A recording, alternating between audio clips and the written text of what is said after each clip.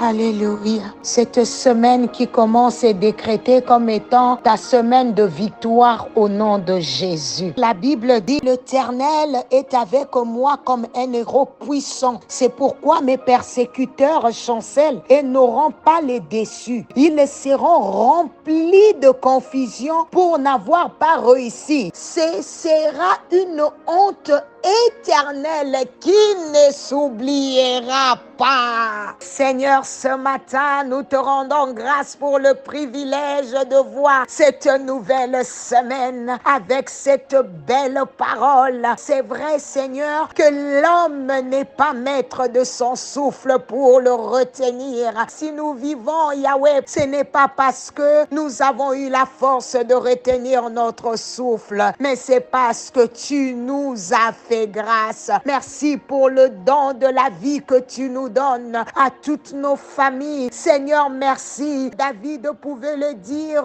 mon âme bénit l'Éternel et n'oublie aucun de ses bienfaits. Merci pour tout ce que tu as accompli dans nos vies, dans nos familles, dans nos études, dans le travail, dans le ministère, depuis cette année a commencé jusqu'à ce jour. Bien-aimé, j'aimerais que tu puisses prendre avec moi Éphésiens 6, 10 à 18. Nous sommes en train de parler des armes spirituelles, toujours dans le grand titre du combat spirituel. Éphésiens 6, 10 à 18. Je vais d'abord tout lire. Après, j'expliquerai chaque verset. La Bible dit au reste, fortifiez-vous dans les seigneurs et par sa force toute puissante. Revêtez-vous de toutes les armes des dieux afin de pouvoir tenir ferme contre le ruse du diable. Car nous n'avons pas à lutter contre la chair et le sang, mais contre les dominations, contre les autorités, contre le prince de ce monde des ténèbres, contre les esprits méchants dans le lieu céleste. C'est pourquoi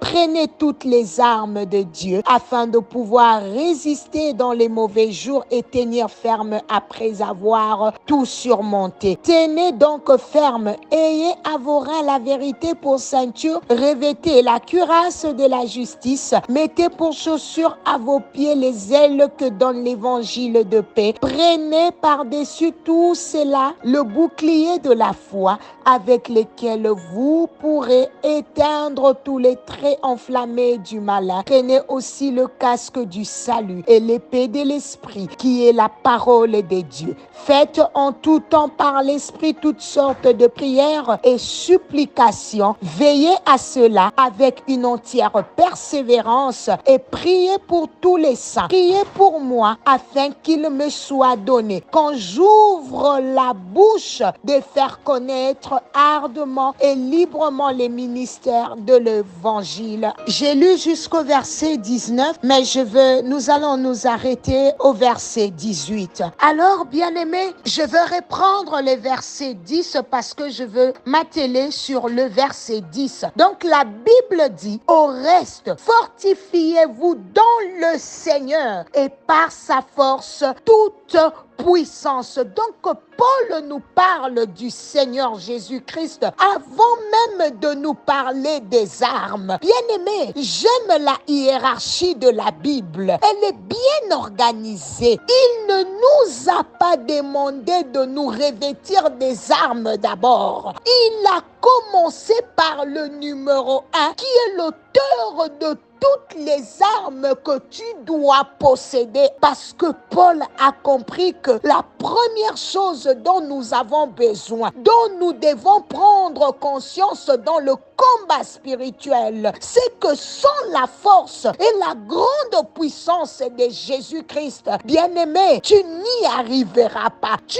ne peux pas attaquer l'ennemi sans Jésus. Tu ne peux pas attaquer l'ennemi si tu n'as pas une communion avec le Seigneur. Vous remarquerez que certaines personnes, malgré toutes les prières de combat qu'elles font, le diable se moque d'eux, parce que c'est peut-être la même personne qui vient de mentir, mais elle se met à faire des prières d'autorité. Le diable se voit en toi, mon bien-aimé, parce qu'il est le père du mensonge. Il est le peur du mal, même si tu vibres seul, le diable se retrouve en toi. Le diable s'est dit, il vient de se prostituer, il vient de calomnier, et après, il est en train de s'agiter dans le combat spirituel. Bien-aimé, Satan ne peut pas chasser Satan. Le diable ne peut pas chasser le diable. Nous l'avons vu même avec les fils de Séva. Bien-aimé, ils connaissaient Jésus, ils connaissaient Paul.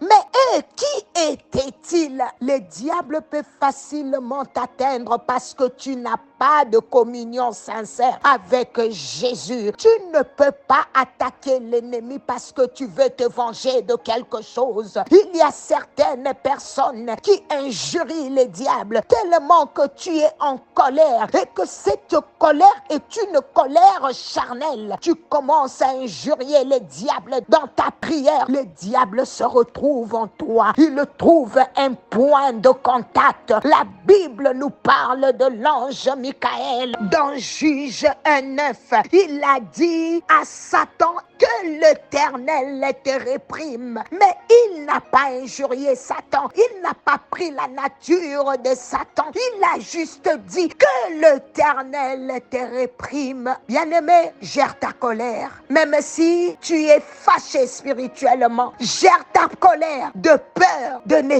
tomber dans le piège de l'ennemi. Que ça soit une colère sainte et non une colère charnelle au nom de Jésus. Seigneur, merci parce que tu nous ouvres déjà les yeux afin de comprendre ces choses au nom puissant de Jésus. Je déclare que tu feras des exploits, que Dieu te revêtisse de sa puissance au nom puissant de Jésus. Le Dieu de gloire qui est le même hier, aujourd'hui, éternellement. De la même manière que tu étais intervenu dans la vie de Josaphat alors qu'il était attaqué par une armée nombreuse. Je crois fermement, Seigneur, ce matin que tu peux encore combattre en notre faveur au nom de Jésus. Père, cette semaine, que mon frère, ma soeur reçoivent la grâce de rechercher ta face afin qu'ils reçoivent les instructions de ta part, de ce que tu veux que nous puissions faire et que nous puissions éternellement, Dieu, passer tous les combats. Oh Seigneur, ce matin, que cette personne adopte ce que Josaphat et les enfants d'Israël avaient fait. Seigneur, ils t'ont loué au moment où ils ont commencé à chanter. Tu as mis une embuscade dans le camp de leurs ennemis. Seigneur, cette semaine, que cette personne reçoive la grâce de chanter, que tes louanges soient dans sa bouche. Oui, Seigneur, nous faisons le choix de te louer en dépit des situations sans issue et effrayantes de nos vies au nom de Jésus. Cette semaine, l'Éternel est avec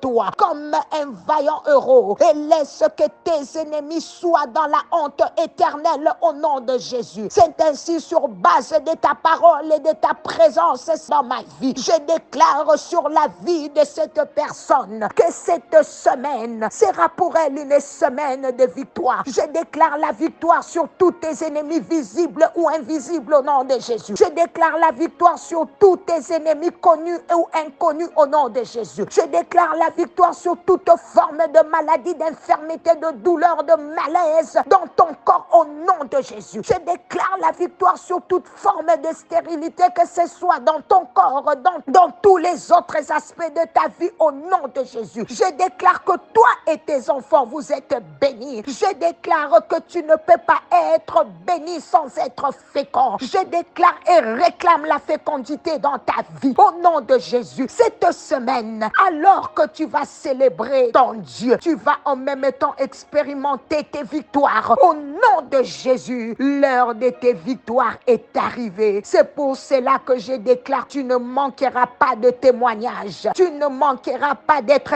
favorisé. Tu ne manqueras pas de vivre les merveilles de Dieu cette semaine. Alors reçois ces choses au nom de Jésus. Merci Seigneur. Merci Jésus. Merci parce que tu l'as fait. J'ai ainsi prié et demandé. Nous disons Amen, Amen, Amen. Acclamons pour le Seigneur. Alléluia. C'était bien la servante de l'Éternel, Maman Nathalie Lukula. Par la grâce de Dieu, partage et communique une semaine de victoire à une âme qui en a besoin. God bless you all. Bye bye.